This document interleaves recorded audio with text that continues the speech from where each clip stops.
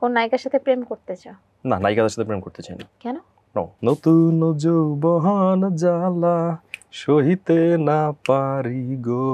আমি খুব অল্পতে খুশি একটা মানুষ। যেমন আমার ছোটবেলার খেলনাগুলো এখনো আছে, নষ্ট হয় না এখনো। কার সাথে লং ড্রাইভে যাব? তোমার সাথে কিন্তু দোয়েল আপু লং ড্রাইভে যেতে চাইছে। ওকে, মানে কি আমি নায়িকা না যে কোনো আর্টিস্ট? নায়িকা কার সাথে লং ড্রাইভে যেতে চাই?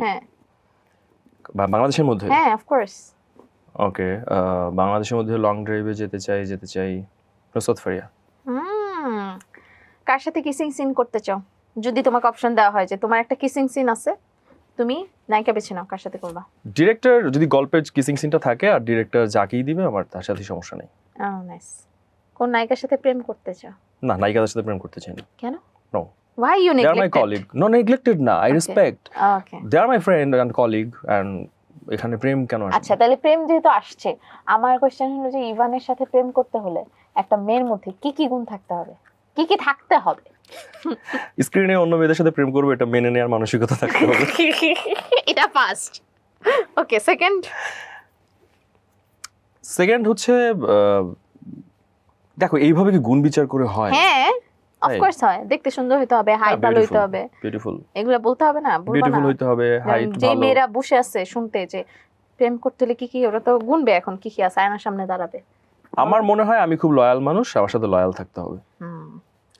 নিজের 3টা বদ অভ্যাসের কথা বলো। ওয়ার্কআউটে খুব অলসতা। সেকেন্ডলি হচ্ছে কখনো ঘুমালে মানে পাগলের মতন ঘুমাই। ওকে, টাইমলি জীবনে উঠতে পারি না। এইটা রিসেন্টলি হয়ে গেছে, আগে কিন্তু হইতো না। এইটা সিনেমাতে আসার পর হয়েছে, সত্যি কথা বললাম। ওকে। থার্ড হচ্ছে ইদানিং কালে অনেক বেশি চুপ হয়ে গেছি, যেটা আমাকে আহত করে অনেক। মানে অনেক কথা বলি না, চুপ করে থাকি। এটা বদ অভ্যাস? হ্যাঁ, বদ অভ্যাস। কথা বলা উচিত। এই যেমন তোমার সাথে কথা বলছি না, আমার কিন্তু হেভি ভালো লাগছে, বাট ইদানিং আসলে অনেক আড্ডাতে অনেক কিছু তো। হ্যাঁ, সিঙ্গেল যে ডাবল হয়ে গেলে আবার চলে আসবে। তুমি আমাকে ইন্সপায়ার করছো কোন? হ্যাঁ, অফ কোর্স। পোক করছো? না, আমি বললাম যে you should be mingle soon.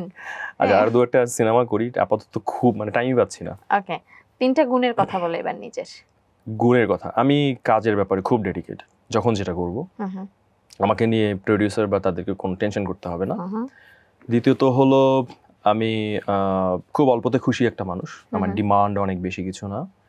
R third গুণটা আমার কাছে মনে হয় যে আমি আমার ফ্যামিলি বলতে আমার বাবা মা, তাদের প্রতি অনেক ইনভলভ এবং কেয়ারিং। এরকম ছেলেই তো চায় তাই এখনকার মায়েরা তাদের মেয়ের জন্য। আচ্ছা, ইভান স্যার খুব সুন্দর গান গায়, কিন্তু এটা অনেকে জানে না। If I am wrong you can tell if I am wrong. আমি জানি না, তুমি জানো না? তুমি জানো কিভাবে? আমরা জানি তো, তুমি যখন গান গাও আমরা শুনি তো। এবার একটা গান গাও, নিজের সিনেমার একটা গান গাও, পটুর একটা গান গাও। পটুর যে গানটা খুব বেশি ফেমাস হয়েছিল, এটাও গাইতে পারো। নতুন যৌবন জ্বালা সহিতে না পারি গো, বিয়ে কেন আমার হলো না। এবং ওয়ান মোর থিং, এই যে যেটা বললাম যে আমি সবসময় হাড়ির খবর বের করার চেষ্টা করি, আমি আজকে হাড়ির খবর দিচ্ছি। সেটা হলো ইভান স্যার খুব ভালো মিমিক্রিও করতে পারে। হ্যাঁ, এবং আমার মনে আছে রেডিও শোতে ম্যাক্সিমাম টাইম ফোন আসতো, ইভান ভাই একটু হৃদয় খানের মতো যদি গান আসতো কিনা? না, এটা এখন না। আচ্ছা, একটু ছোটবেলায় যেতে চাই। ইভান স্যারের ছোটবেলায় কেমন ছিল? বেড়ে ওঠা কোথায় ছিল ইভান স্যারের? আমার পটুয়াখালীর মির্জাগঞ্জের সুবিদখালী নামে একটা উপজেলায় আমার বরিশাল্লা। হ্যাঁ, ওকে।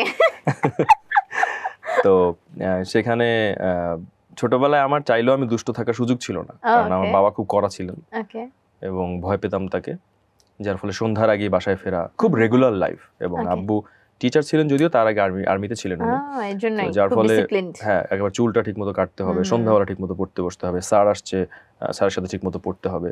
তো আর দুরন্তপনা নিজের মনের মধ্যে ছিল। আব্বু যখন কলেজে না এভাবে প্রকাশ পেয়েছে যে আব্বু যখন কলেজে চলে যেত তখন একমাত্র ওয়ালটন এসি দিচ্ছে 1 বছরের রিপ্লেসমেন্ট গ্যারান্টি এবং কম্প্রেসারের 10 বছরের গ্যারান্টি। বাসার ক্যাসেট প্লেয়ারে জেমসের গান শোনা, ওই টাইপের। কিন্তু আমি এরকম দুষ্ট ছিলাম না। যেমন আমার ছোটবেলার খেলনাগুলো এখনো আছে, নষ্ট হয় না এখনো। আমার গল্পের বইগুলো আছে, মানে আমি জিনিস নষ্ট করতাম না। আমি খুব সৌন্দর্য প্রিয় একটা মানুষ ছিলাম।